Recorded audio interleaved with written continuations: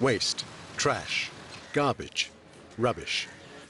These are all words to describe anything that we don't want or need anymore. Most rubbish includes things like old bottles, rotten food, ripped tires, newspapers. In Africa, urban waste is a huge problem. As the number of people moving to urban areas increases, so does the amount of rubbish, and the cities can't cope.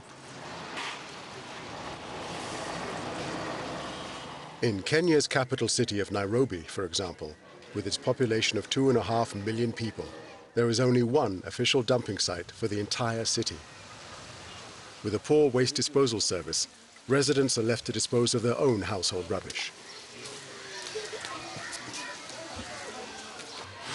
As a result, many people don't care about what happens to their rubbish, thinking it's the government's problem. So people dump their rubbish on the sides of roads, on riverbanks, and in streams, where it's left to pollute natural water supplies and seep into the soil. One person in Nairobi who does care about rubbish is Andrew Macharia. A former truck driver, Andrew set up the City Garbage Recyclers Self-Help Group in a residential area of Nairobi. The first cooperative of its kind in East Africa, City Garbage Recyclers sort rubbish and turn it into products that can be sold back to the community. Andrew wanted to prove that urban waste can actually be an asset, providing an income for poorer people, as well as solving an environmental problem. But not everyone agreed with him. There was a big problem, even to my family, because since it was the first time somebody talked about waste, when you talk about waste and you want to go to the waste, they think you are also wasted yourself. So the idea was not a good one, because like you see, we had no shade. We were here, it was raining, we were in the waste, so everybody looked at us and said, what are these people? They could not imagine that we were doing something, we could not get anything out of waste, because when they throw it away, they think there's nothing in it. So when they see you in it, they think that maybe your head is not working properly or something, or there's something wrong with you. They don't think about you, that you get a future.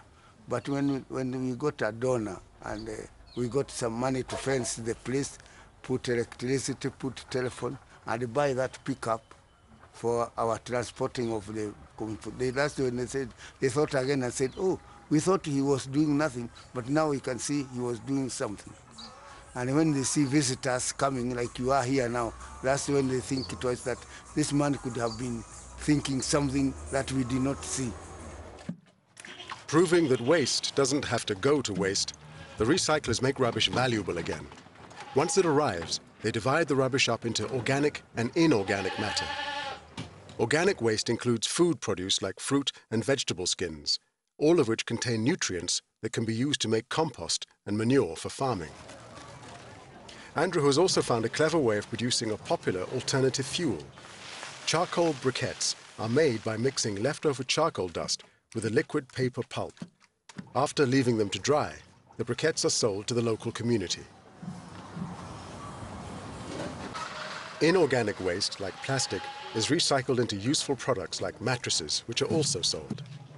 The money that this generates helps pay the wages of the young people working at City Garbage Recyclers. We formed this as a self-help project where it could help us as a group. But because money is not there all the time and people expect to get money very quickly, some people drop out. And when they drop out, what we do is the money we get, we employ the young people like the one you see around here.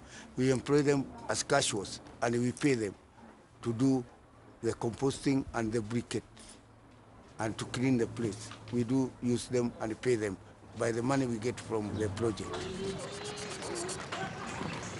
Jimmy Akundu is one person who has benefited hugely from the project. Okay, when I came to Nairobi, I came looking for a job. I came hunting for a job in the industry area. So I used to stay around here, and that's when I heard about Mr. Masharia. I decided to come and join him. Yeah. Motivated by Andrew, Jimmy also trains other people how to recycle rubbish and has seen people's attitudes to waste change. The guy is great. Yeah. He do educate people. He motivates people. People used to take garbage as something messy. Yeah, but they came to understand what the value is. In addition, Andrew also runs a partnership with local schools, which teaches children that recycling and waste management is everyone's responsibility.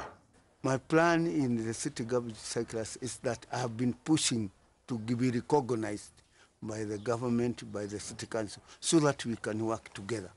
And maybe the results are not very bad, because like now I am getting some visitors from the government.